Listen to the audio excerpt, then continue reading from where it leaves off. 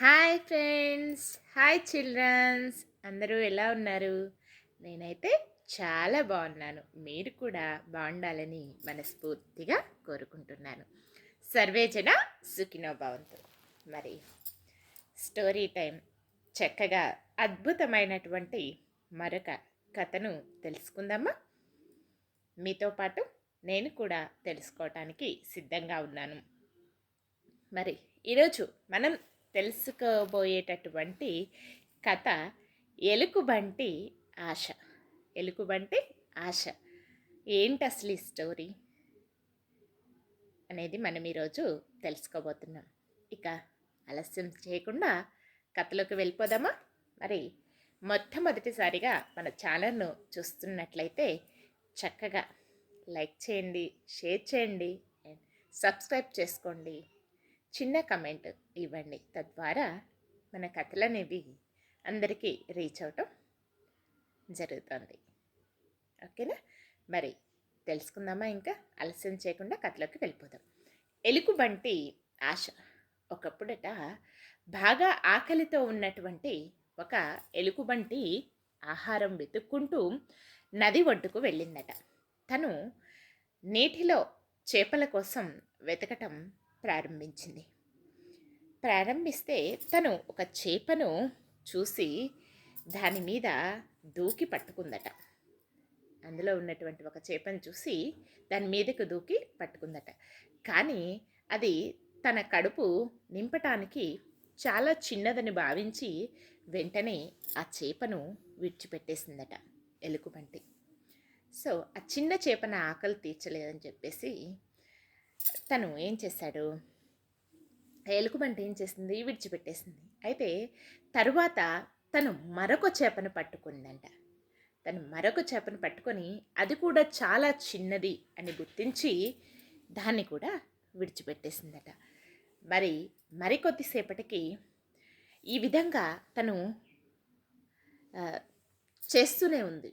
ఎలా చేపల్ని పట్టుకోవటం, అది చిన్నదని చూసి మళ్ళీ దాన్ని విడిచిపెట్టడం. ఈ విధంగా తను చాలా చిన్న చేపలను పట్టుకున్నప్పటికీ చిన్న చేప తన కడుపును నింపదు, తన ఆకలిని తీర్చదు అని భావించిందట ఆ ఎలుగుబంటి.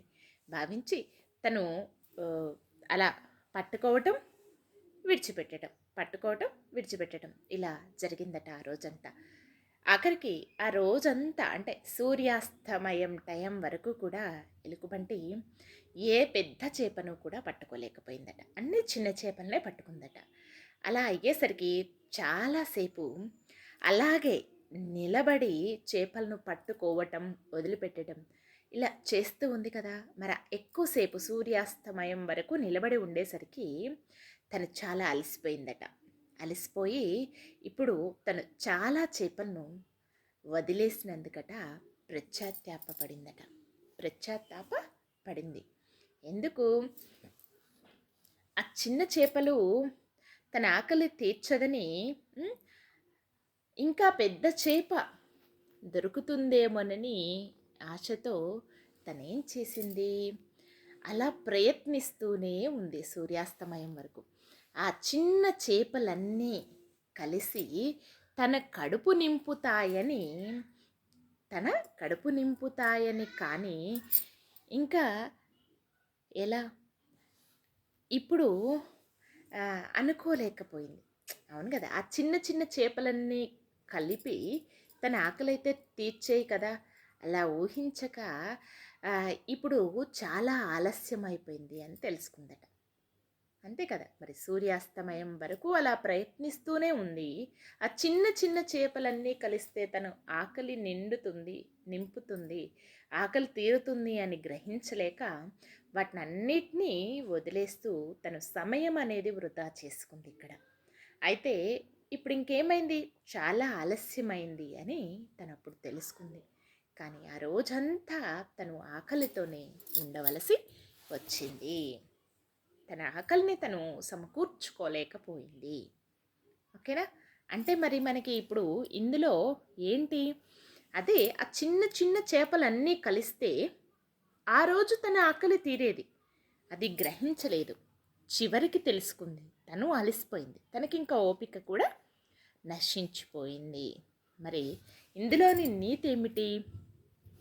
దురాశ ఆకలిని తీర్చలేదు. అవును కదా!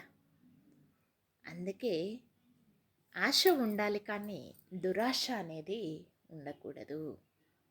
ఇప్పుడు తనకున్నటువంటి ఆ దురాశతో ఆకలి తీరిందా? తీరలేదు కదా! ఇందులో నీతి ఏంటంటే దురాశ ఆకలి తీర్చలేదు ఈ కథ ప్రకారం మనకి.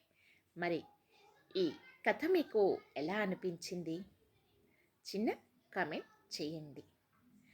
ఇంకొక మనకి సామెత కూడా ఉంది. మీకు గుర్తొచ్చిందా? ఈ సామెత ఎంతమందికి తెలుసో కమెంట్ చేయండి.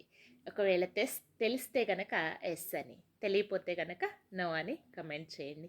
ఒక సామెత గుర్తొచ్చే ఉంటుంది అందరికీ. దురాశ దుఃఖానికి చేటు అంటారు పెద్దలు. అవునా కాదా? మనం చిన్నప్పటి నుంచి ఈ సామెత వినే ఉంటాము.